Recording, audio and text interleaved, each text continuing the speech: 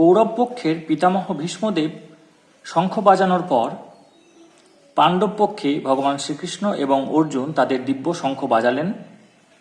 তারপর একে একে পাণ্ডব পক্ষের বাকি বীর সেনাপতি ও রাজারা তাদের নিজ নিজ শঙ্খ বাজালেন। এটি আমরা শ্লোক 16 থেকে 18 মধ্যে দেখব।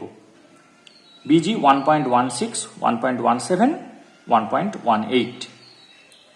অনন্ত বিজয়ং রাজা কুন্তি পুত্র যুধিষ্ঠির নকুল সহদেবশ্চ সুঘোষ মণি পুষ্পকৌ কাশ্যশ্চ পরমেশাস্য শিখণ্ডী চ মহারথ দৃষ্টদ্যুম্ন বিরাটশ্চ সাত্ত্বকীশ্চাপ পরাজিত দ্রুপদ দ্রৌপদেয়াশ্চ সর্বস্ব পৃথিবীপতে সৌভদ্রশ্চ মহাবাহু সংখ্যানো দধমু পৃথক পৃথক।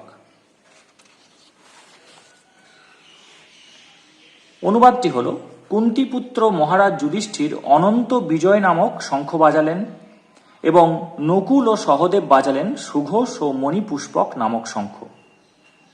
হে মহারাজ, তখন মহান ধনুর্ধর কাশীরাজ, প্রবল যোদ্ধা শিখণ্ডী, ধৃষ্টদ্যুম্ন, বিরাট, অপরাজেয় সাত্ত্বকী, দ্রুপদ, দ্রৌপদীর পুত্রগণ, সুভদ্রার মহাবলবান পুত্র এবং অন্য সকলে তাদের নিজ নিজ শঙ্খ পৃথক পৃথকভাবে বাজালেন।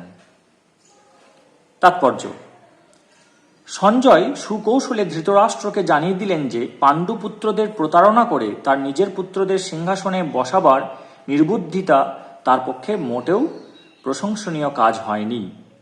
সমস্ত লক্ষণ থেকে সুস্পষ্টভাবে ইঙ্গিত পাওয়া যাচ্ছিল যে সেই মহাযুদ্ধে সমগ্র কুরুবংশের সমূলে বিনাশ হবে।